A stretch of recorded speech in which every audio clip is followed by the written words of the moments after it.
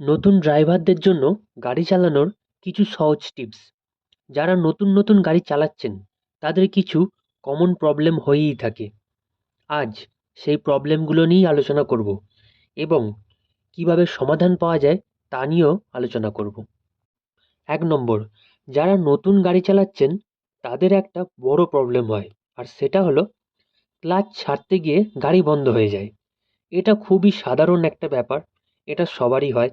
কিন্তু যদি আপনি একটা কাজ করেন তাহলে এই প্রবলেমটা আর হবে না।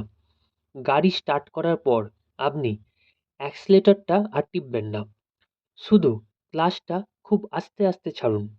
পুরো ছাড়বেন না, অল্প অল্প করে ক্লাচ ছাড়তে থাকুন। দেখুন গাড়ি গড়াতে শুরু করবে। যখনই মনে হবে গাড়িটা বন্ধ হয়ে যেতে পারে, আবার ক্লাচটা চেপে ধরুন। দেখবেন গাড়ি আর বন্ধও হবে না। এইভাবে প্র্যাকটিস করতে থাকুন। ১ সপ্তাহ প্র্যাকটিস করলেই আপনার ক্লাচ আর অ্যাক্সিলারেটরের উপর পুরো কন্ট্রোল চলে আসবে।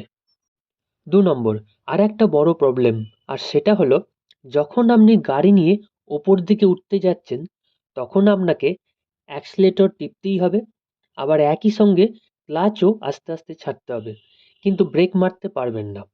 এই রকম পরিস্থিতিতে যেহেতু গাড়ি গড়ানে দাঁড়িয়ে আছে, তাই গাড়ি পিছনের দিকে গড়িয়ে যাবার সম্ভাবনা থাকে। আর পিছনে দাঁড়িয়ে থাকা গাড়ির সাথে ধাক্কাও লেগে যেতে পারে, ঝামেলা তৈরি হবে। এর একটা ভালো উপায় আছে।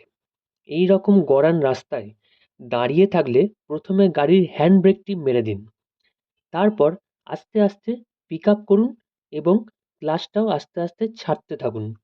যখন বুঝবেন গাড়ি এবার টানতে শুরু করছে তখন হ্যান্ড ব্রেকটি খুলে দিন।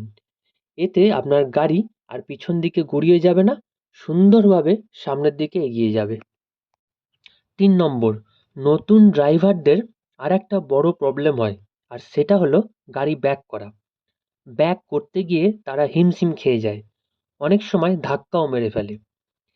এর সমাধান হলো যখনই গাড়ি ব্যাক করবেন, বাঁ দিকের আয়নাটা এমনভাবে সেট করুন যাতে পিছনের বাঁ দিকের চাকাটা ভালো করে দেখতে পান, এবং ডান দিকের আয়নাটা এমনভাবে সেট করুন যাতে গাড়ির ডান দিকের পিছনটা ভালো করে দেখতে পান, এবং ওপরের আয়নাটা এমনভাবে সেট করুন যাতে পিছনটা ভালো করে দেখতে পান।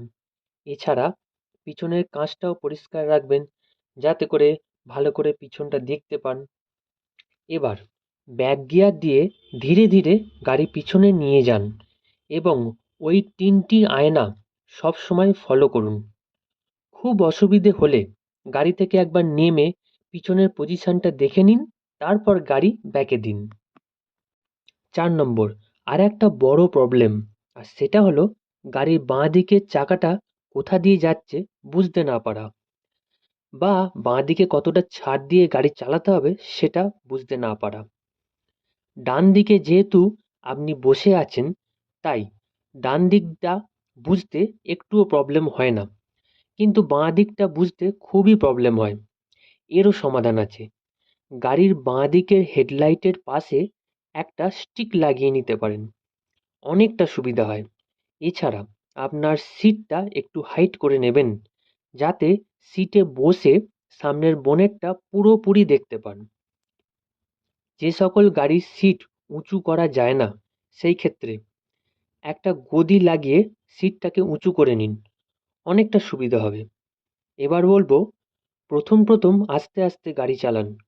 ধীরে ধীরে আপনার একটা আইডিয়া হয়ে যাবে যে বাঁ দিকে কতটা ছাড় দিতে হবে। একটু সময় দিন, দেখবেন আপনার হাত অটোমেটিক্যালি স্টিয়ারিং কন্ট্রোল করতে শিখে গেছে।